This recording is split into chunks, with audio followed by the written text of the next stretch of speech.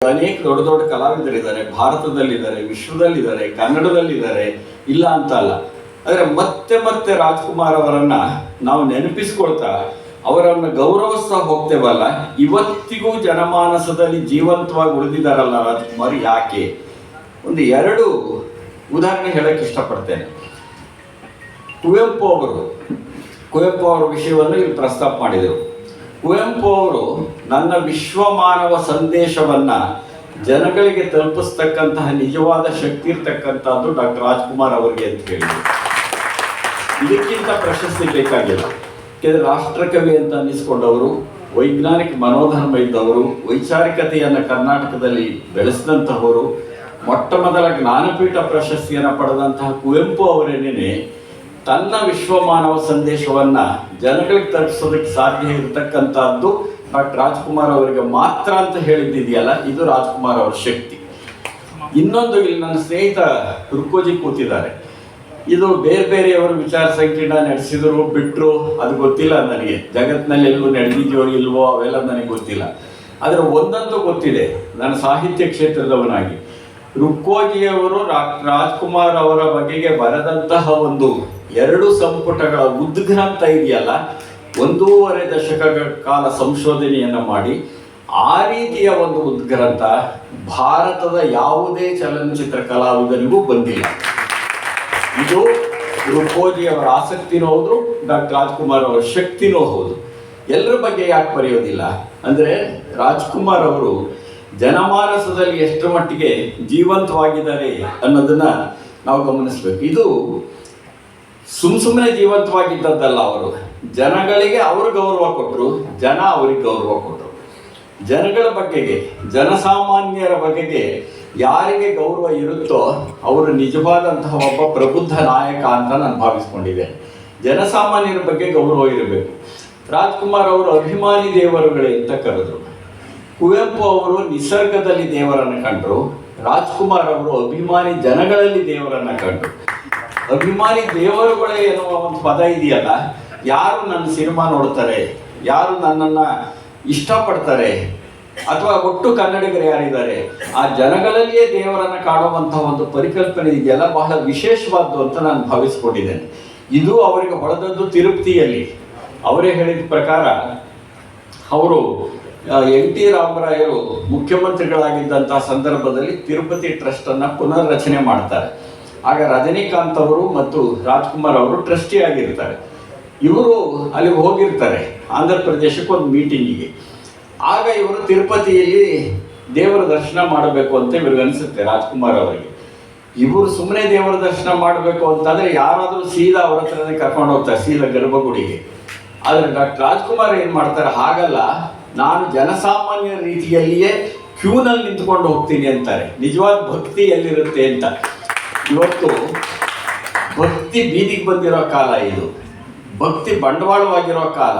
12ನೇ ಶತಮಾನದಲ್ಲಿ ಅಲ್ಲಮ ಪ್ರಭುಗಳು ಭಕ್ತಿ ಎಂಬುದು ತೋರುಂಬ ಲಾಭ ಅಂತ ಹೇಳಿದರು 12ನೇ ಶತಮಾನದಲ್ಲಿ. 12ನೇ ಶತಮಾನದಲ್ಲಿ ಅವರು ಭಕ್ತಿ ಎಂಬುದು ತೋರುಂಬ ಲಾಭ ಅಂದಮೇಲೆ 21ನೇ ಶತಮಾನದಲ್ಲಿ ಏನಾಗಿರಬೇಕು ಅಂತ ನೀವು ಯೋಚನೆ ಮಾಡಿ. ಅಂಥ ಸಂದರ್ಭದಲ್ಲಿ ಎಲ್ಲರ ಜೊತೆಯಲ್ಲಿ ನಿಂತಿದ್ದಾಗ ಬಂದು ಜನರೆಲ್ಲ ನೋಡಿ ಹೇಳ್ತಾ ಇದ್ರಂತೆ, ಸರ್ ನೀವು ಇಲ್ಲಿ ನಿಂತೀರಿ, ನಿಮ್ಮ ನೋಡ್ಬಿಟ್ಟು ದೇವ್ರು ನೋಡ್ದಂಗೆ ಆಯಿತು ಸರ್, ದೇವ್ರು ನೋಡ್ದಂಗೆ ಆಯಿತು ಅಂತ ಇದ್ರಂತೆ. ಆಗ ರಾಜ್ಕುಮಾರ್ ಅವ್ರಿಗೆ ಅನ್ನಿಸ್ತಂತೆ, ಇವರು ನನ್ನನ್ನು ನೋಡ್ಬಿಟ್ಟು ದೇವ್ರು ನೋಡ್ದಂಗೆ ಆಯಿತು, ದೇವ್ರು ನೋಡ್ದಂಗೆ ಆಯಿತು ಅಂತ ಅನ್ಬೇಕಾದ್ರೆ ಇವರಲ್ಲಿ ಒಬ್ಬ ದೇವರಿದ್ದಾನೆ, ಆದ್ದರಿಂದ ಇವರು ನನ್ನ ದೇವರುಗಳು ಅಂತ ಅವತ್ತು ನನಗೆ ಹೊಳೀತು ಅಂತ ಹೇಳಿದರು. ಅದನ್ನು ಅವರು ಮೊದಲು ಪ್ರಯೋಗ ಮಾಡಿದ್ದು ವಿಧಾನಸೌಧದ ಮುಂದೆ ಅವರಿಗೆ ಕರ್ನಾಟಕ ರತ್ನ ಪ್ರಶಸ್ತಿ ಕೊಟ್ಟ ಸಂದರ್ಭದಲ್ಲಿ ಅಭಿಮಾನಿ ದೇವರುಗಳೇ ಅಂತ ಕರೆದು. ಇವತ್ತು ಬೇರೆ ಯಾರೇ ಅಭಿಮಾನಿ ದೇವರುಗಳೇ ಅಂದರೂ ಯಾರು ಚಪ್ಪಾಳೆ ತಟ್ಟಲ್ಲ. ಯಾಕೆಂದ್ರೆ ಅಭಿಮಾನಿ ದೇವರುಗಳೇ ಅನ್ನೋದು ರಾಜ್ಕುಮಾರ್ ಅವ್ರ ಬಾಯಲ್ಲಿ ಬಂದ್ರೇ ಪ್ರಾಮಾಣಿಕವಾಗಿ ಬರುತ್ತೆ ಅಂತ ನಂಬಿರ್ತಾರೆ. ಯಾಕೆಂದ್ರೆ ಆ ಥರದ ಅಭಿಮಾನಿ ದೇವರುಗಳೇ ಜನಗಳನ್ನು ದೇವರು ಅಂತ ಕಂಡಿದ್ದಿದೆಯಲ್ಲ, ಇದು ಬಹಳ ವಿಶೇಷವಾದ್ದು. ಹಾಗಾಗಿ ಜನ ಅವರಿಗೆ ಇಷ್ಟಪಡ್ತಾ ಬಂದರು, ಜನ ಗೌರವ ಕೊಡ್ತಾ ಬಂದರು.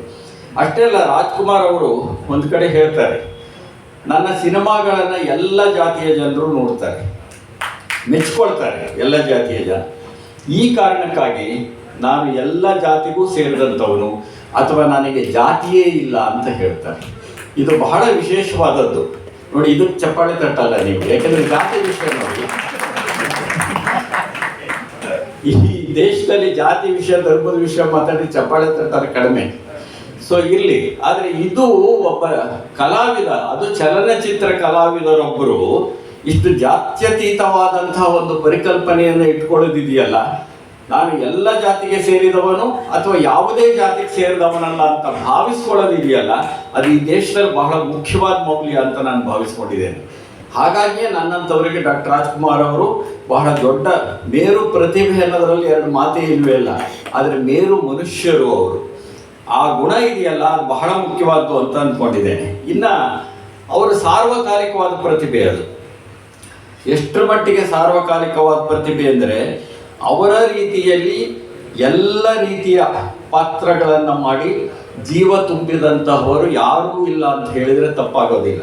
ಅವರ ರೀತಿಯಲ್ಲಿ ಸಮಾಜದ ಸಮಸ್ತ ಸ್ತರಗಳು ಯಾವಿವೆ ಅವುಗಳ ಪ್ರತಿನಿಧಿಯಾಗಿ ಅವರ ಸಿನಿಮಾಗಳನ್ನು ನೀವು ನೋಡ್ಬೋದು.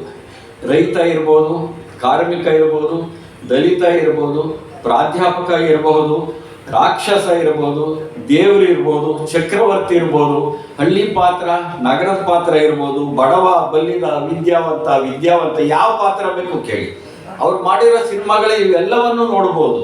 ಅಂದರೆ ನಮ್ಮ ಸಮಾಜದಲ್ಲಿ ಎಷ್ಟರ ಮಟ್ಟಿಗೆ ಸ್ತರಗಳಿದೆಯೋ, ಎಷ್ಟರ ಮಟ್ಟಿಗೆ ವರ್ಗಗಳಿದೆಯೋ ಅದೆಲ್ಲವನ್ನ ತಮ್ಮ ಸಿನಿಮಾಗಳ ಮುಖಾಂತರ ಪ್ರತಿನಿಧಿಸಿದಾಗ ಅದನ್ನು ನೋಡಿದವರು ಈತ ನಮ್ಮ ಮನುಷ್ಯ ಅನ್ಕೋತಾರೆ. ಒಬ್ಬ ಕೂಲಿಕಾರನ ಪಾತ್ರ ಮಾಡಿದಾಗ ನಾನು ಅಲ್ಲಿದ್ದೀನಿ ಅಂತ ಅನ್ಕೋತಾರೆ. ಚಕ್ರವರ್ತಿಗಳ ಪಾತ್ರ ಮಾಡಿದಾಗಲೂ ಅಷ್ಟೇನೆ, ಭಕ್ತನ ಪಾತ್ರ ಮಾಡಿದಾಗಲೂ ಅಷ್ಟೇ. ಕರ್ನಾಟಕದ ಒಂದು ಭಕ್ತಿ ಪರಂಪರೆಗೆ ಜನಪ್ರಿಯತೆಯನ್ನು ತಂದು ಕೊಟ್ಟಂತಹ ಕಲಾವಿದರು ಡಾಕ್ಟರ್ ರಾಜ್ಕುಮಾರ್ ಅವರು. ಬೇರೆ ಕಣ್ಣಪ್ಪನಿಂದ ಹಿಡಿದು ಭಕ್ತ ಚೇತ ಇರ್ಬೋದು, ಭಕ್ತ ಕುಂಬಾರ ಇರ್ಬೋದು, ಭಕ್ತ ಕನಕದಾಸ ಇರ್ಬೋದು, ಪುರಂದರದಾಸ ಇರ್ಬೋದು, ರಾಘವೇಂದ್ರ ಸ್ವಾಮಿಗಳಿರ್ಬೋದು, ಈ ಎಲ್ಲವನ್ನು ನೀವು ಗಮನಿಸ್ಕೊಂಡು ಬನ್ನಿ. ಕರ್ನಾಟಕದಲ್ಲಿ ಒಂದು ಭಕ್ತಿ ಪರಂಪರೆ ಇದೆ, ದೇಶದಲ್ಲೇ ಒಂದು ಭಕ್ತಿ ಪರಂಪರೆ ಇದೆ. ಆ ಭಕ್ತಿ ಪರಂಪರೆಯೊಂದನ್ನು ಅದರ ಪ್ರತೀಕವಾಗಿ ಕಾಣಿಸಿಕೊಂಡಂಥವರು ಡಾಕ್ಟರ್ ರಾಜ್ಕುಮಾರ್ ಅವರಾಗಿದ್ದರು. ಅಷ್ಟೇ ಅಲ್ಲ, ಕರ್ನಾಟಕದ ಚರಿತ್ರೆಯನ್ನ ಸಿನಿಮಾಗಳ ಮುಖಾಂತರವಾಗಿ ಜನಗಳಿಗೆ ತಲುಪಿಸಿದಂತಹ ಬಹುದೊಡ್ಡ ಕಲಾವಿದ ಡಾಕ್ಟರ್ ರಾಜ್ಕುಮಾರ್. ಯಾಕೆ ಜ್ಞಾಪಿಸ್ಕೊಳ್ಬೇಕು ಅಂದ್ರೆ ಈ ಕಾರಣಕ್ಕೆ, ಒಬ್ಬ ಕೃಷ್ಣದೇವರಾಯನಾಗಿ ಬರ್ತಾರೆ, ರಣಧೀರ್ ಕಂಠೀವರಾಗಿ ಬರ್ತಾರೆ, ಮಯೂರ ಆಗಿ ಬರ್ತಾರೆ, ಇದು ಇಮ್ಮಡಿ ಪುಲಕೇಶಿಯಾಗಿ ಬರ್ತಾರೆ. ಕರ್ನಾಟಕದ ಬಹಳಷ್ಟು ಜನ ಇದ್ದಾರಲ್ಲ, ಅಕ್ಷರಸ್ಥರು ಅನಕ್ಷರಸ್ಥರು, ಚರಿತ್ರೆ ಓದಿದಾರೋ ಬಿಡ್ತಾರೋ, ಆದರೆ ಜನಪ್ರಿಯ ವಿನ್ಯಾಸದಲ್ಲಿ ಡಾಕ್ಟರ್ ರಾಜ್ಕುಮಾರ್ ಅಭಿನಯವನ್ನು ನೋಡ್ತಾ ಮಯೂರ ನಮ್ಮವನು, ಕೃಷ್ಣದೇವರಾಯ ನಮ್ಮವನು, ಹಾಗೆ ರಣಧೀರ್ ಕಂಠೀರವ ನಮ್ಮವರು, ಈ ಥರ ಭಾವಿಸ್ಕೊಳ್ಳೋಂತೆ ಮಾಡಿದ್ದಿದೆಯಲ್ಲ, ಕರ್ನಾಟಕದ ಚರಿತ್ರೆಯೊಂದನ್ನು ಜನಪ್ರಿಯ ವಿನ್ಯಾಸದ ಮುಖಾಂತರವಾಗಿ ಕಟ್ಟಿಕೊಟ್ಟಿದ್ದಿದೆಯಲ್ಲ, ಅದು ಡಾಕ್ಟರ್ ರಾಜ್ಕುಮಾರ್ ಅವರ ಹಿರಿಮೆ. ಇನ್ನು ಪೌರಾಣಿಕ ನಾಟಕಗಳು, ಪುರಾಣವನ್ನ ಓದ್ದೇ ಇರಬಹುದು. ನಮ್ಮ ಜನ ಅನೇಕರು ಅನಕ್ಷರಸ್ಥರಾದವರು ಅಷ್ಟೇ, ಅಕ್ಷರಸ್ಥರಾದವರು ಅಷ್ಟೇ. ಈ ಕಾಲದಲ್ಲಿ ಸಾಮಾನ್ಯವಾಗಿ ಈ ವಿದ್ಯಾವಂತ ಅನಕ್ಷರಸ್ಥರು ಬಹಳಷ್ಟು ಜನ ಇದ್ದಾರೆ. ಇದ್ರೆ ವಿದ್ಯಾವಂತರ ಓದೇ ಇರೋದಿಲ್ಲ, ಎಷ್ಟೋ ಸರಿ ಬೇರೆ ಏನೂ ಓದೋದಿಲ್ಲ ಪದವಿ ಆದಮೇಲೆ. ಆದರೆ ಒಂದು ಪುರಾಣ ಹೇಗಿರುತ್ತೆ, ನೀವು ಅದು ಯಾವುದಾದ್ರೂ ಆಗಿರ್ಬೋದು, ರಾಜ್ಕುಮಾರ್ ಅಭಿನಯಿಸಿದ ಪೌರಾಣಿಕ ಚಿತ್ರಗಳನ್ನು ನೋಡಿ, ಜನಪದೀಯ ಚಿತ್ರಗಳನ್ನು ನೋಡಿ, ಅದನ್ನೆಲ್ಲ ಕರ್ನಾಟಕ ಜನತೆಗೆ ತಲುಪಿಸೋದು ಅನ್ನೋದ್ರ ಏನು ಅರ್ಥ? ಇದು ಒಂದು ಪರಂಪರೆಯ ನಿರ್ಮಾಣ. ಇದು ಒಬ್ಬ ಕಲಾವಿದ ಒಂದು ಪರಂಪರೆಯನ್ನ ತನ್ನ ಚಿತ್ರಗಳ ಮುಖಾಂತರವಾಗಿ ನಿರ್ಮಾಣ ಮಾಡೋದಕ್ಕೆ ಸಾಧ್ಯ ಆಯಿತು ಅಂತ ತೋರಿಸಿಕೊಟ್ಟಂತಹ ಮಹಾನ್ ಪ್ರತಿಭೆ ಮತ್ತು ಸಾರ್ವಕಾಲಿಕ ಪ್ರತಿಭೆ ಅಂತ ಅಂದರೆ ಡಾಕ್ಟರ್ ರಾಜ್ಕುಮಾರ್ ಅವರು ಅಂತ ನಾನು ಭಾವಿಸ್ಕೊಂಡಿದ್ದೇನೆ. ಜೊತೆಗೆ ರಾಜ್ಕುಮಾರ್ ಅವರದು ಅದಷ್ಟೇನಾ ಅಂತಂದರೆ ಅದಷ್ಟೇ ಅಲ್ಲ. ಒಬ್ಬ ತಾರಾಮೌಲ್ಯ ಇರ್ತಕ್ಕಂಥವರು ಸಾರ್ವಜನಿಕ ನಡವಳಿಕೆ ಹೇಗಿರುತ್ತೆ ಅನ್ನೋದು ಬಹಳ ಮುಖ್ಯ. ಏಕೆಂದರೆ ಸಿನಿಮಾ ನಟರನ್ನ ಹಿಂಬಾಲಿಸ್ತಕ್ಕಂಥವ್ರು, ಸಿಳ್ಳಿ ಹೊಡಿತಕ್ಕಂಥವ್ರು, ಚಪ್ಪಾಳೆ ತರ್ತಕ್ಕಂಥವ್ರು, ಸ್ಟಾರ್ ಕಟ್ತಕ್ಕಂಥವ್ರು ಇತ್ಯಾದಿ, ಹೂವಿನ ಅಭಿಷೇಕ ಮಾಡ್ತಕ್ಕಂಥವ್ರು, ಈ ಥರ ಎಲ್ಲ ಇರ್ತಾರೆ. ಅವರನ್ನ ಒಂದು ರೀತಿ ಸಾಕ್ಷಾತ್ ದೇವರು ಅನ್ನೋ ಥರದಲ್ಲಿ ನೋಡುವಂಥ ಜನ ಇರ್ತಾರೆ, ನಮ್ಮ ಮುಗ್ಧ ಜನ. ಆಗ ಅಷ್ಟು ಪ್ರಸಿದ್ಧಿಯನ್ನು ಗಳಿಸಿದಂಥ ಒಬ್ಬ ಕಲಾವಿದ ಸಾರ್ವಜನಿಕವಾಗಿ ಹೇಗೆ ನಡ್ಕೊಳ್ತಾರೆ ಅನ್ನೋದು ಬಹಳ ಮುಖ್ಯ ಆಗುತ್ತೆ. ಯಾಕೆಂದರೆ ಆ ಸಾರ್ವಜನಿಕ ನೈತಿಕತೆ ಇದೆಯಲ್ಲ, ಅದು ಬಹಳ ಮುಖ್ಯ ಆಗುತ್ತೆ. ರಾಜ್ಕುಮಾರ್ ಅವರು ಯಾವತ್ತೂ ಈ ಸಾರ್ವಜನಿಕ ನೈತಿಕತೆಯ ಗೆರೆಗಳನ್ನು ದಾಟದವರಲ್ಲ. ಅವ್ರಿಗಿರುವಂತಹ ನೈತಿಕ ಶಕ್ತಿ ಇದೆಯಲ್ಲ, ಅದು ಎಂಥದ್ದು ಅಂತಂದರೆ, ಅವರಿಗೆ ಸರಳತೆಗೆ ಸಂಪತ್ತಿನ ಸ್ಥಾನವನ್ನು ದೊರಕಿಸಿಕೊಟ್ಟವರು ಡಾಕ್ಟರ್ ರಾಜ್ಕುಮಾರ್ ಅವರು. ಸರಳತೆಗೆ ಸಂಪತ್ತಿನ ಸಾರ. ಅವರು ಎಷ್ಟು ಸಂಪತ್ತು ಮಾಡಿದ್ರೆ ಏನೋ ಗೊತ್ತಿಲ್ಲ, ಚಿನ್ನೇಗೌಡರೇ ಹೇಳಬೇಕು. ನಮಗೆ ಗೊತ್ತಿರೋ ಮಟ್ಟಿಗೆ ಅವ್ರು ಹೆಚ್ಚು ದುಡಿದವರಲ್ಲ. ನನಗೆ ತಿಳಿದ ಮಟ್ಟಿಗೆ ಡಬ್ಬಿಂಗ್ ಮಾಡೋ ಟೈಮ್ನಲ್ಲಿ ಅಣ್ಣ ಇವಾಗ ದುಡ್ಡಿಲ್ಲ ಅಣ್ಣ, ಸ್ವಲ್ಪ ಬಂದು ಡಬ್ಬಿಂಗ್ ಮಾಡೋಣ ಅಂದ್ರೆ ಆಯ್ತಪ್ಪ ನಾವೆಲ್ಲ ಹೊಟ್ಟೆಪಾಡಿಗೆ ಬಂದರು ನಡೀರಪ್ಪ ಅಂತೇಳಿ ಡಬ್ಬಿಂಗ್ ಮಾಡ್ತಿದ್ರಂತೆ. ಡಬ್ಬಿಂಗ್ ಆದ್ಮೇಲೆ ಯಾರು ದುಡ್ಡು ಕೊಡ್ತಾರೆ? ಸಾಮಾನ್ಯವಾಗಿ ಯಾರೋ ಒಬ್ಬರು ಪುಣ್ಯಾತ್ಮರು ಕೊಡ್ಬೋದೇನೋ, ಹಣಕ್ಕಾಗಿ ಅಲ್ಲ. ಅವ್ರು ಎಷ್ಟೋ ಸಾರಿ ಹೇಳಿದ್ದಾರೆ, ನನ್ನಂಥವ್ರ ಜೊತೆ ಮಾತಾಡುವಾಗ, ಬೇರೆಯವ್ರ ಜೊತೆ ಮಾತಾಡಿದಾಗ ಜನ ನನ್ನನ್ನು ಕನ್ನಡ ಸೇವೆ ಅಂತ ಕರೀತಿದ್ದಾರೆ, ವಾಸ್ತವವಾಗಿ ನಾನು ಬಂದಿದ್ದು ಹೊಟ್ಟೆಪಾಡಿಗೆ ಅಂತ. ಆ ವಾಸ್ತವತೆ ಇದೆಯಲ್ಲ, ನಾನು ಅದಕ್ಕಾಗಿ ಬಂದೆ, ಜನ ನನ್ನನ್ನು ಬೆಳೆಸಿದ್ರು ಅಂದ್ರು. ಅಂದರೆ ಸರಳತೆಗೆ ಸಂಪತ್ತಿನ ಸ್ಥಾನವನ್ನು ದೊರಕಿಸಿಕೊಟ್ಟಂಥದ್ದು ಡಾಕ್ಟರ್ ರಾಜ್ಕುಮಾರ್ ಅವರು. ಅಷ್ಟೇ ಅಲ್ಲ, ಅವ್ರಿಗೆ ಡಾಕ್ಟರೇಟ್ ಬಂತು. ಪ್ರಾಥಮಿಕ ಶಾಲೆನೂ ಓದಿರಲಿಲ್ಲ ಅವರು ಪೂರ್ಣವಾಗಿ. 4ನೇ ತರಗತಿಲೋ 3ನೇ ತರಗತಿಲಿ ಅನುತ್ತೀರ್ಣರಾದಂಥವರಾಗಿದ್ದರು. ಅಂಥವ್ರಿಗೆ ಒಂದು ವಿದ್ವತ್ತಿತ್ತು, ಅದ್ಯಾವುದು ಅಂದರೆ ವಿನಯ. ವಿನಯಕ್ಕೆ ವಿದ್ವತ್ತಿನ ಸ್ಥಾನವನ್ನು ತಂದುಕೊಟ್ಟಂಥವ್ರು ಡಾಕ್ಟರ್ ರಾಜ್ಕುಮಾರ್ ಅವರು. ಹಾಗಾಗಿ ಯಾಕೆ ಮುಖ್ಯ ನಮಗೆ? ರಾಜ್ಕುಮಾರ್ ಅವರು ಸರಳತೆಯೇ ಅವರ ಸಂಪತ್ತು, ವಿನಯವೇ ವಿದ್ವತ್ತು. ಈ ಮುಖಾಂತರವಾಗಿ ಒಟ್ಟು ನಮ್ಮ ಸಮಾಜಕ್ಕೆ ಒಬ್ಬ ತಾರಾಮೌಲ್ಯ ಇರತಕ್ಕಂತಹ ಕಲಾವಿದ ಹೇಗಿರಬೇಕು ಅಂತ ತೋರಿಸ್ಕೊಟ್ಟಂಥವ್ರು. ಹೀಗಾಗಿಯೇ ರಾಜ್ಕುಮಾರ್ ನಮಗೆ ಮುಖ್ಯ ಅಂತ ಅನ್ಸಕ್ಕಂಥದ್ದು. ಒಂದು ದಿವಸ ನಾನೊಂದು ಆಟೋದಲ್ಲಿ ಬರ್ತಾ ಇದ್ದೆ. ಆಟೋ ಡ್ರೈವರು ಗುರುತಿಡಿದ್ಬಿಟ್ಟು, ಸರ್ ನೀವು ಬರ್ಗೋ ರಾಮಚಂದ್ರಪ್ಪ ಅಲ್ವಾ ಸರ್ ಅಂತ ಅಂದ. ನನ್ನೂ ಗುರುತಿಡಿತಾರಲ್ಲ ಅಂತ ನನಗೂ ಸಂತೋಷ ಆಯಿತು, ಅದು ಬೇರೆ ವಿಷಯ. ಆಮೇಲೆ ಅವರು, ಸರ್ ರಾಜ್ಕುಮಾರ್ ಅವರು ಇದ್ದಾರಲ್ಲ ಸರ್, ನಾವು ಗಾಂಧೀಜಿ ಅಂತೂ ನೋಡಿಲ್ಲ ಸರ್, ಆದರೆ ರಾಜ್ಕುಮಾರ್ ಅವರು ಗಾಂಧೀಜಿ ಇದ್ದಾಗೆ ಸರ್ ಅಂದರು. ನಾನು ರಾಜ್ಕುಮಾರ್ ಅವರನ್ನು ಭಾಳ ಇಷ್ಟಪಡೋನು. ನಾನು ಹೇಳಿದೆ, ಸ್ವಲ್ಪ ಜಾಸ್ತಿ ಇರಿ ನೀವು ಹೇಳ್ತಿರೋದು ಒಂದೇ. ನೀವು ಗಾಂಧಿ ಅಂದರೆ ಗಾಂಧಿನೇ, ರಾಜ್ಕುಮಾರ್ ಅಂದರೆ ರಾಜ್ಕುಮಾರೇ, ಸ್ವಲ್ಪ ಜಾಸ್ತಿ ಹೇಳ್ತಿದ್ದೀರಿ ಅಂದೆ. ಆಗ ಆತ ಒಂದು ಮಾತು ಹೇಳ್ದ. ಆತ ಬಹಳ ಸೊಗಸಾಗಿ ವಿವರಿತ, ಸರ್ ಅಪ್ಪ ಅಮ್ಮನ ಹೆಂಗೆ ನೋಡ್ಕೋಬೇಕು ಅಂತ ಕಲಿಸ್ಕೊಟ್ಟಿದ್ದು ರಾಜ್ಕುಮಾರ್ ಸಿಂಹ ಸರ್, ಅಣ್ಣ ತಂಗಿನ ಹೆಂಗೆ ನೋಡಬೇಕು ಅಂತ ಕಲಿಸ್ಕೊಟ್ಟಿದ್ದು ರಾಜ್ಕುಮಾರ್ ಸಿಂಹ ಸರ್, ಅಣ್ಣ ತಮ್ಮ ಹೇಗಿರಬೇಕು ಅಂತ ಕಲಿಸ್ಕೊಟ್ಟಿದ್ದು ನನಗೆ ಡಾಕ್ಟರ್ ರಾಜ್ಕುಮಾರ್ ಸರ್, ಒಂದು ಕುಟುಂಬದಲ್ಲಿ ಹೇಗಿರಬೇಕು ಅಂತ ಕಲಿಸ್ಕೊಟ್ಟಿದ್ದು ರಾಜ್ಕುಮಾರ್ ಚಿತ್ರ ಸರ್. ಇಷ್ಟೆಲ್ಲ ನಮಗೆ ಕಲಿಸಿದ ಮೇಲೆ ಆತ ಮಹಾತ್ಮ ಅಲ್ವಾ ಸರ್ ಅಂತ. ಅಂದ್ರೆ ರಾಜ್ಕುಮಾರ್ ಅವರನ್ನು ಹೇಗೆ ನೋಡ್ತಿದ್ರು ನೋಡಿ ಜನ. ಇದನ್ನೇ ನಾನು ಒಂದು ಸಾಮಾಜಿಕ ನೈತಿಕತೆ, ಸಾರ್ವಜನಿಕ ನೈತಿಕತೆ ಅಂತ ಕರೆಯೋದು. ಅಂತ ಸಾರ್ವಜನಿಕತೆಯ ನೈತಿಕ ಶಕ್ತಿ ಅಂಥದ್ದೊಂದು ವಿದ್ವತ್ತನ್ನ ತಮ್ಮ ನಡವಳಿಕೆಯ ಮುಖಾಂತರವಾಗಿ ತೋರಿಸ್ಕೊಟ್ಟಂಥವ್ರು.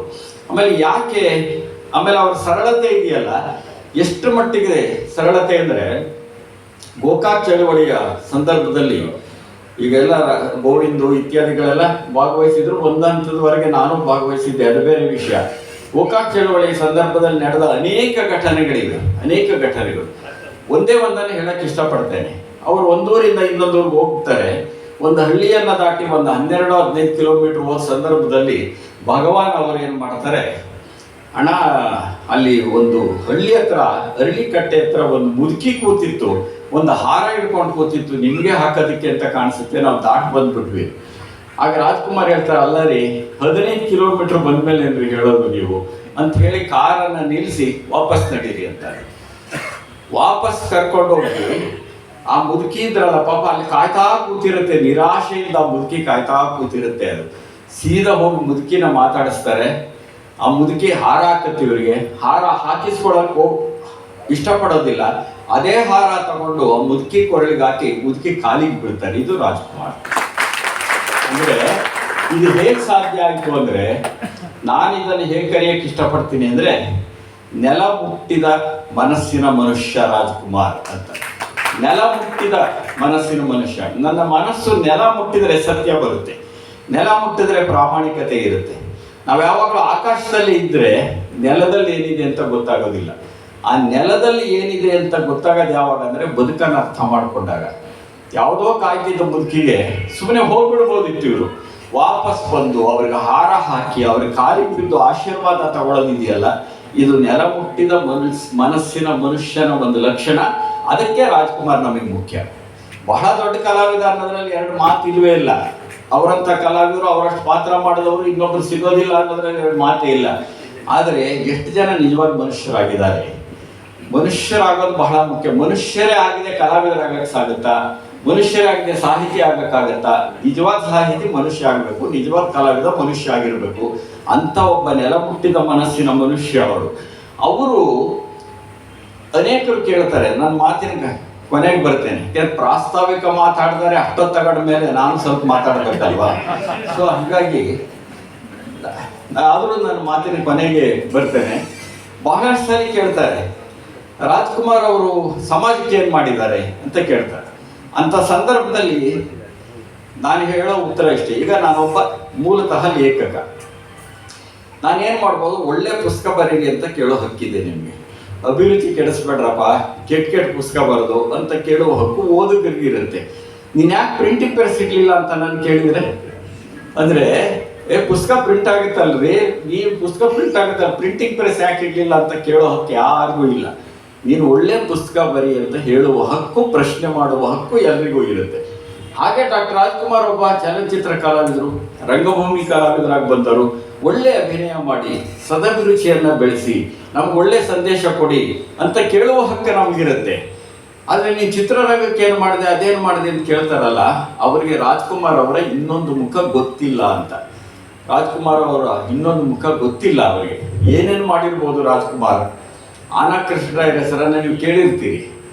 ಅವರು ಕಾದಂಬರಿ ಸಾರ್ವಭೌಮ ಅಂತ ಕರೆಸ್ಕೊಂಡವರು. ಆ ಕಾದಂಬರಿ ಸಾರ್ವಭೌಮ ಈ ನಟ ಸಾರ್ವಭೌಮರ ಬಗ್ಗೆ ಒಂದು ಮಾತನ್ನು ಹೇಳ್ತಾರೆ. ರಾಜ್ಕುಮಾರ್ ಅವರು ಕನ್ನಡ ಚಲನಚಿತ್ರಗಳಲ್ಲಿ ಮಾತ್ರ ಅಭಿನಯಿಸ್ತೇನೆ ಎನ್ನುವ ತೀರ್ಮಾನವನ್ನು ಮಾಡದೇ ಹೋಗಿದ್ದಿದ್ರೆ ಕನ್ನಡ ಚಲನಚಿತ್ರ ರಂಗ ಎನ್ನುವ ಪ್ರತ್ಯೇಕ ಅಸ್ತಿತ್ವವೇ ಇರ್ತಾ ಇರಲಿಲ್ಲ ಅಂತ. ಇದಕ್ಕಿಂತ ಬೇಕಾ? ಅಂದರೆ ಕನ್ನಡ ಚಿತ್ರರಂಗವನ್ನು ಬೆಳೆಸೋದಕ್ಕೆ ಚಿತ್ರಮಂದಿರಗಳಿಗೆ ಜನ ಕರ್ಕೊಂಬರೋದಕ್ಕೆ ಯಾರಾದರೂ ಬೇಕಲ್ಲ. ರಾಜಕಾರಣಿಗಳ ಸಮಾರಂಭಗಳಿಗೆ ಆದ್ರಪ್ಪ ಬಸ್ ಮಾಡಿ ದುಡ್ಡು ಕೊಟ್ಟು ಕರ್ಕೊಂಬರ್ತಾರೆ. ಚಿತ್ರಮಂದಿರಕ್ಕೆ ಬರೋರು ಅವರೇ ದುಡ್ಡು ಕೊಟ್ಟು ಬರಬೇಕು, ದುಡ್ಡು ಕೊಟ್ಟು ಕರೆಸ್ಕೊಳ್ಳೋದಿಲ್ಲ. ಹಾಗೆ ಜನ ಬರೋ ಮಾಡಿದ್ರಲ್ಲ ಚಿತ್ರಮಂದಿರಗಳಿಗೆ, ಜನ ಬರೋ ಹಾಗೆ ಮಾಡಿದಂತಹ ಕರ್ನಾಟಕದಲ್ಲಿ ಇವರಿಗಿಂತ ಮುಂಚೆ ಹೀರೋ ಆಗಿರೋರಿದ್ದಾರೆ. ಸುಬ್ಬಯ್ಯ ನಾಯ್ಡು ಜ್ಞಾಪಿಸ್ಕೊಳ್ಬೇಕು, ಗುಬ್ಬಿ ವೀರಣ್ಣನ ಜ್ಞಾಪಿಸ್ಕೋಬೇಕು, ಎಲ್ಲ ಒಪ್ಕೋತೇನೆ. ಆದರೆ ಕನ್ನಡ ಚಲನಚಿತ್ರ ರಂಗದಲ್ಲಿ ಚಿತ್ರಮಂದಿರಗಳು ತುಂಬುವಂತೆ ಮಾಡಿದ ಮೊಟ್ಟ ಮೊದಲ ನಾಯಕ ಡಾಕ್ಟರ್ ರಾಜ್ಕುಮಾರ್. ಹಾಗಾಗಿ ಚಿತ್ರರಂಗ ಬೆಳೆಸೋದಕ್ಕೆ ಇನ್ನೇನು ಬೇಕು? ಜನ ಬಂದು ನೋಡೋವಾಗ ಮಾಡಬೇಕು. ಅದನ್ನು ಮಾಡಿದವರು ರಾಜ್ಕುಮಾರ್ ಆಗಿದ್ದರು. ಸದಭಿರುಚಿಯನ್ನು ಬೆಳೆಸಿದರು. ಇದಿಷ್ಟೇನಾ ಅಂತಂದರೆ ಅಷ್ಟೇ ಅಲ್ಲ. ಆಗಲೇ ರಾಮೇಗೌಡರು ಪ್ರಸ್ತಾಪ ಮಾಡಿದರು, ಪೊಲೀಸ್ ಕಲ್ಯಾಣ ನಿಧಿ ಬಗ್ಗೆ ಪ್ರಸ್ತಾಪ ಮಾಡಿದರು. ಪೊಲೀಸ್ ಕಲ್ಯಾಣ ನಿಧಿಗೆ ಆ ಕಾಲದಲ್ಲಿ 65 ಲಕ್ಷ ರೂಪಾಯಿಗಳನ್ನು ಸಂಗ್ರಹ ಮಾಡಿಕೊಟ್ಟಿದ್ದಾರೆ. ಈ ಕಾಲದಲ್ಲಿ ಎಷ್ಟಾಗ್ಬೋದು ಅಂತ ಲೆಕ್ಕ ಹಾಕಿ. 150ಕ್ಕೂ ಹೆಚ್ಚು ಸಂಗೀತ ಸಂಜೆಗಳನ್ನು ಮಾಡಿ ಅದರ ಹಣವನ್ನು ಸಮಾಜಕ್ಕೆ ಕೊಟ್ಟಿದ್ದಾರೆ. ಆ ಕಾಲದ ಒಳಗಡೆ ಕರ್ನಾಟಕದ ಒಳಗಡೆ ಸರ್ಕಾರ ನಿರ್ಮಾಣ ಮಾಡಿರುವ ಅನೇಕ ರಂಗಮಂದಿರಗಳಿವೆ. ಅದರಲ್ಲಿ ಮುಕ್ಕಾಲು ಭಾಗಕ್ಕಿಂತ ಹೆಚ್ಚು ರಂಗಮಂದಿರಗಳಿಗೆ ಹೋಗಿರುವ ಹಣ ಡಾಕ್ಟರ್ ರಾಜ್ಕುಮಾರ್ ಅವರ ಹಣ. ಆಮೇಲೆ ಶಕ್ತಿಧಾಮ ಎಲ್ಲರೂ ಕೇಳಿದ್ದೀರಿ, ಇತ್ತೀಚೆಗೆ ಅದು ಬಹಳ ಸುದ್ದಿಯಲ್ಲಿದೆ. ಅದು ಶಕ್ತಿಧಾಮ ತಾವು ಗಾಯನ ಮಾಡಿದಂತಹ ಎಲ್ಲ ಗೌರವಧನವನ್ನು ಶಕ್ತಿಧಾಮಕ್ಕೆ ಕೊಡ್ತಾ ಬಂತಂಥವರು ಡಾಕ್ಟರ್ ರಾಜ್ಕುಮಾರ್ ಅವರಾಗಿದ್ದರು. ಹೀಗೆ ಪಟ್ಟಿ ಕೊಡ್ತಾ ಹೋಗ್ಬೋದು. ಬಹಳ ಮುಖ್ಯವಾಗಿ ಅವರು ಹೆಚ್ಚು ಓದದೇ ಇದ್ರೂ ಓದ್ದವರಿಗೆ ಪ್ರೋತ್ಸಾಹ ಕೊಡಬೇಕು ಅಂತಿತ್ತು. ಅವರು 100 ಸಿನಿಮಾ ಮಾಡಿದ ಸಂದರ್ಭದಲ್ಲಿ ಡಾಕ್ಟರ್ ರಾಜ್ಕುಮಾರ್ ಅವ್ರದ್ದು ಒಂದು ಶಿಕ್ಷಣಕ್ಕೆ ಸಂಬಂಧಪಟ್ಟಂಥ ಒಂದು ಸಂಸ್ಥೆಯನ್ನು ಮಾಡ್ತಾರೆ. ಅವರು ಶಿಕ್ಷಣಕ್ಕೆ ಸಂಬಂಧಪಟ್ಟದ್ದು, ಅದಕ್ಕೆ CVL ಶಾಸ್ತ್ರಿಗಳ ಅಧ್ಯಕ್ಷರಾಗಿರ್ತಾರೆ. ಆ ಸಂಸ್ಥೆಯಿಂದ ಬೆಂಗಳೂರು ವಿಶ್ವವಿದ್ಯಾಲಯದಲ್ಲಿ ಕನ್ನಡವನ್ನು ಪ್ರಥಮವಾಗಿ ತೆಗೆದವರಿಗೆ ಚಿನ್ನದ ಪದಕ ಕೊಡ್ತಿದ್ದಾರೆ. ಈಗಲೂ ರಾಜ್ಕುಮಾರ್ ಹೆಸರಲ್ಲಿ ಕರ್ನಾಟಕ ವಿಶ್ವವಿದ್ಯಾಲಯದಲ್ಲಿ ಕೊಡ್ತಾ ಇದ್ದಾರೆ, ಕೃಷಿ ವಿಶ್ವವಿದ್ಯಾಲಯದಲ್ಲಿ ಕೊಡ್ತಿದ್ದಾರೆ. ಇದನ್ನೆಲ್ಲ ಆ ಕಾಲದಲ್ಲೇ ಮಾಡ್ತಾ ಬಂದರು ರಾಜ್ಕುಮಾರ್ ಅವರು. ಆದರೆ ಡಾಕ್ಟರ್ ರಾಜ್ಕುಮಾರ್ ಕುಟುಂಬ ಇದೆಯಲ್ಲ, ಆ ಕುಟುಂಬದ ಒಂದು ಗುಣ ಏನು ಅಂದರೆ ಬಲಗೈಯಲ್ಲಿ ಕೊಟ್ಟಿದ್ದು ಎಡಗೈಗೆ ಗೊತ್ತಾಗಬಾರದು ಅನ್ನೋದು ಅವರ ಕುಟುಂಬದ ಗುಣ. ಹಾಗಾಗಿ ಅವರು ಪ್ರಚಾರವನ್ನು ಪಡೀತಾ ಹೋಗಲಿಲ್ಲ. ಪ್ರಚಾರ ಪಡೆಯದೇ ಒಂದು ಸಾಮಾಜಿಕ ಸೇವೆಯನ್ನು ಮಾಡಿದಂತಹ ಕಲಾವಿದರು. ಇದು ಏನಿದ್ರು ಬೋನಸ್ ಸಮಾಜಕ್ಕೆ. ಆ ಎಲ್ಲ ಕೆಲಸಗಳನ್ನು ಮಾಡಿದಂತಹ ಒಬ್ಬ ಡಾಕ್ಟರ್ ರಾಜ್ಕುಮಾರ್ ಚಿರಸ್ಥಾಯಿಯಾಗಿ ನಮ್ಮ ಮನಸ್ಸಿನಲ್ಲಿ ಉಳಿಯೋದಕ್ಕೆ ಕಾರಣಗಳು ಇವೆಲ್ಲ ಇವೆ, ಸುಮ್ಮನೆ ಇರೋದಿಲ್ಲ. ಅವ್ರು ಪ್ರಚಾರ ತಗೊಳ್ಳಿಲ್ಲ, ತಾವು ಮಾಡಿದ್ದಕ್ಕೆ ಇತ್ಯಾದಿ, ಅದೆಲ್ಲ ಬೇರೆ ವಿಷಯ. ಆದರೆ ನಮ್ಮ ನಡುವೆ ಯಾಕಿದ್ದಾರೆ, ಇವತ್ತು ಯಾಕೆ ಜ್ಞಾಪಿಸ್ಕೊಳ್ತೇವೆ? ಅವ್ರಿಗೆ ಬಂದಿರೋ ಪ್ರಶಸ್ತಿ ಇತ್ಯಾದಿ ಎಲ್ಲವನ್ನ ಬಿಟ್ಟು ಜನಮಾನಸದಲ್ಲಿ ಇವತ್ತು ಜೀವಂತವಾಗಿದ್ದಾರಲ್ಲ, ಅದು ಡಾಕ್ಟರ್ ರಾಜ್ಕುಮಾರ್ ಅವರ ಶಕ್ತಿ ಅಂತ ನಾನು ಭಾವಿಸ್ಕೊಂಡಿದ್ದೇನೆ. ಅದೇನೇ ಅವ್ರ ಮನೆಯಲ್ಲಿ ಬಂದಿರೋದು. ಒಬ್ಬ ಪುನೀತ್ ಅವ್ರಿಗೆ ಬಂದಿದ್ರೆ, ಇನ್ನೊಬ್ಬರಿಗೆ ಬಂದಿದ್ದರೆ ಅದು ರಾಜ್ಕುಮಾರ್ ಪರಂಪರೆಯ ಮುಂದುವರಿಕೆ ಅಂತ ನಾನು ಭಾವಿಸ್ಕೊಳ್ತೇನೆ. ಮೊಟ್ಟ ಮೊದಲು ನಾವು ಜ್ಞಾಪಿಸ್ಕೊಳ್ಬೇಕಾಗಿರೋದು ಡಾಕ್ಟರ್ ರಾಜ್ಕುಮಾರ್ ಅವರನ್ನ ಸರಳತೆಯನ್ನ ಸಂಪತ್ತನ್ನಾಗಿ ಮಾಡಿದ, ವಿನಯವನ್ನ ವಿದ್ವತ್ತನ್ನಾಗಿ ಮಾಡಿದ ರಾಜ್ಕುಮಾರ್ ಅವರ ಹೆಸರಿನಲ್ಲಿ ಇಂಥದ್ದೊಂದು ಪ್ರಶಸ್ತಿಯನ್ನ ಕೊಡ್ತಾ ಇರುವಂತ ಸಂಸ್ಥೆಯನ್ನ ಧನ್ಯವಾದಗಳೊಂದಿಗೆ ನೆನೆಸ್ಕೊಳ್ತಾ, ಈ ಪ್ರಶಸ್ತಿಯನ್ನ ಮೊಟ್ಟ ಮೊದಲ ಪ್ರಶಸ್ತಿ ಸ್ವೀಕಾರ ಮಾಡೋದು ಬಹಳ ದೊಡ್ಡ ಗೌರವ ಅಂತಲೇ ನಾನು ಭಾವಿಸ್ಕೊಂಡಿದ್ದೇನೆ. ಅಂಥದ್ದೊಂದು ಗೌರವಕ್ಕೆ ಪಾತ್ರರಾದಂತಹ ಶಿವರಾಮ್ ಅವರನ್ನ ಅಭಿನಂದಿಸ್ತಾ ಇಲ್ಲಿವರೆಗೆ ನನ್ನ ಮಾತುಗಳನ್ನು ಕೇಳುವ ಸಂಯಮ ತೋರಿದ ನಿಮಗೂ ಧನ್ಯವಾದಗಳನ್ನು ಕೊಡ್ತೇನೆ.